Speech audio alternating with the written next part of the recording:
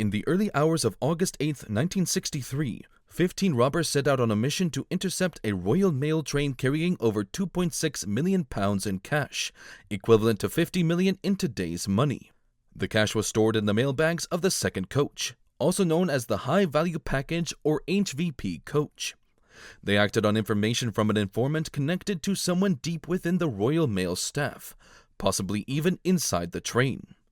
The train was scheduled to arrive in London in 2.5 hours when the robbers initiated their meticulously planned operation. At 1:30, they reached Bridego Bridge, all set to execute their plan. They positioned a lorry against the embankment to transport the money, along with 2 Land Rovers parked by the pond as the getaway vehicles. The gang members wore boiler suits and balaclava helmets or stocking masks to disguise their faces and gloves to avoid leaving fingerprints. Instead of using guns and ammunition, the weapons chosen for the heist were cautious and pickaxe handles to reduce the risk of fatalities and avoid any serious injuries to the train staff. After parking their vehicles below the embankment, they walked towards the gantry and cut the telephone wires from 2 boxes on either side of the 4-track railway. They also went down the embankment into the fields to cut the telephone wires leading to the nearest farmhouses and shined up the telegraph poles. Their first challenge was to stop the moving train. For this, they tampered with the railway track signals. The plan was to open up the signals, cover the green light bulb with a glove, and use batteries to illuminate the caution signal. A simple but very effective technique that had been used many times before to stop and rob the moving trains. While 5 of them waited for the train on the eastern side of the track, the others took position on the west, hiding behind the embankment. Now they waited for the signal from Bruce Reynolds, the mastermind of the heist, who stood further up the line, waiting for the train to come. A few minutes later, just around 3 o'clock in the morning, Bruce noticed the train coming down the line. He signaled the others over the radio, and everyone waited in silence. At the home signal on the gantry, they covered the green light with a glove as planned and illuminated the red bulb with 4 6-volt batteries. Another member of the gang, whose job was to tamper with the dwarf signal, also covered the green bulb with a glove, but afraid that might not be enough, he simply unscrewed the bulb before connecting the wire of the batteries with crocodile clips. As the train approached the dwarf signal, the driver, Jack Mills, noticed that the light on the dwarf signal was showing caution.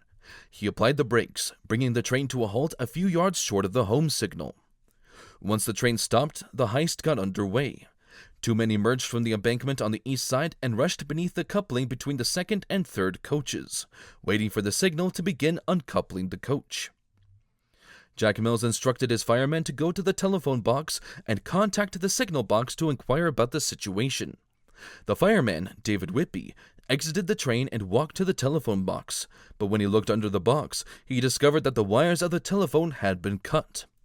Soon, another man emerged from the embankment to inquire about the situation, and as he did so, the fireman, David Whitby, noticed him peering between the second and third coaches. When David approached the man to inquire about his intentions, the man suddenly grabbed hold of him and pushed him down the embankment.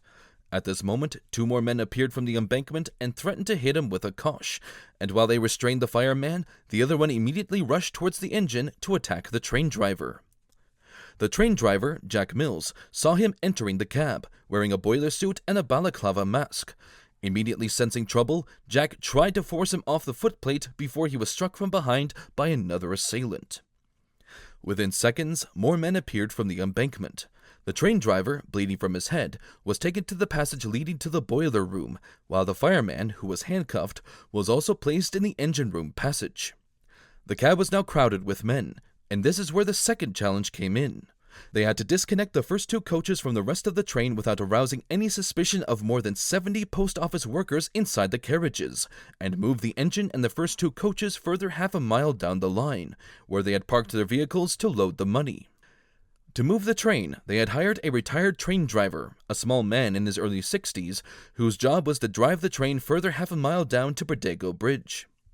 At the front of the train, after taking control of the engine, one of the men climbed down the cab and signaled the 2 men behind the second coach to uncouple the coaches, and, within seconds, they uncoupled the first 2 coaches from the rest of the train. Meanwhile, behind these first 2 coaches, Stanley Hall, a senior postman in the third coach, opened the near side door of his coach out of curiosity and spotted a man standing between his coach and the HVP coach. After a few seconds, he observed another man emerge from beneath the connecting bellows of the two coaches. Hall assumed they were railway men, and both men proceeded towards the engine. Stanley Hall closed the door and walked through his coach towards the bellows of the HVP coach. After disconnecting the coaches, they called in the retired train driver they had hired to move the train further down the line. The driver released the brakes and turned the handles, but somehow failed to move the engine. The robbers immediately removed him from the driving seat and retrieved the wounded train driver Jack Mills, who was driving beforehand, to move the train. Subsequently, Jack Mills successfully moved the engine. In the third coach, Stanley Hall suddenly noticed the HVP coach moving away, and the steam pipe burst. His sight was obstructed by the steam escaping from the pipe, but once the steam cleared, he saw the HVP coach moving further away from him. Inside the HVP coach, Thomas Kent, supervisor of the staff from the second to the fourth coach, heard steam escaping from the rear of his coach and realized that the coupling had been broken. But there was no way of communicating with the engine, as there was no communication cord between the HVP coach and the parcels van. The two coaches behind the engine were taken half a mile further down to the Bridego Bridge, where the mastermind of the heist, Bruce Reynolds, and his brother-in-law, John Daly, the man responsible for tampering with the dwarf signal, were waiting for them by the marker they had made, by rolling a piece of white cloth suspended between two metal poles stuck on the ground.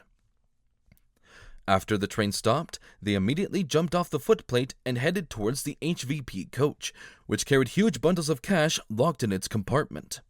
One of the men smashed a window of the HVP coach with his 𝐂𝐚𝐢𝐥𝐬. Thomas Kent, the supervisor of the mail staff, shouted to other postmen inside the coach that it was a raid. Upon finally realizing the situation, they began piling up the mailbags against the sliding doors to create a barricade, attempting to prevent the raiders from entering the coach.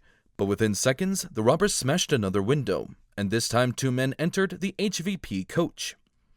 Additional men entered through the rear gangway door, and soon there were 6 to 8 men inside the HVP coach with 𝐂𝐚𝐢𝐥𝐬s in hand, ready to strike. The postal staff, consisting of 5 men inside the HVP van, showed no restraint. All the postal workers inside were forced to lie down. The driver and the fireman were taken to the ground and told to lay face downwards on the grass. With every obstacle now out of the way, the robbers approached the compartment containing the high-value packages and smashed the padlock with an axe. The door of the HVP package compartment was now open. They cut open one of the mailbags with a knife and found that it was packed with money. Now they quickly formed a human chain from the railway track down to the embankment and started unloading the mailbags. In total, they stole 120 sacks containing around £2.6 million in cash. There were still 6 bags left in the HVP compartment when Bruce Reynolds shouted that the time was up and it was time for them to leave. The driver and the fireman were made to climb into the back of the GPO van, while the robbers quickly descended the embankment and escaped in their getaway vehicles. Their destination was Leatherslade Farm, a hideout located 25 miles from the crime scene, where they planned on staying for at least 4 more days before burning it down to the ground. But little did they know that their meticulously planned operation had already begun to fall apart. Just before leaving the crime scene, one of the robbers told the driver and the fireman of the train not to move for half an hour. This gave police the very first clue of where the robbers were hiding. Moreover, while the robbers were busy loading the cash, the fireman David Whitby had noticed one of their getaway vehicles, an army lorry, parked below the embankment. When the robbers heard this information over the radio, that the police were looking for a hideout within 30 minutes of the crime scene along with army vehicles, they decided to leave the farm very next day. 5 days after the robbery, the police found the hideout along with their getaway vehicles full of evidence. In the aftermath of the robbery, all but 3 of the robbers were never caught, and out of nearly £2.6 million, £2.3 million were never recovered.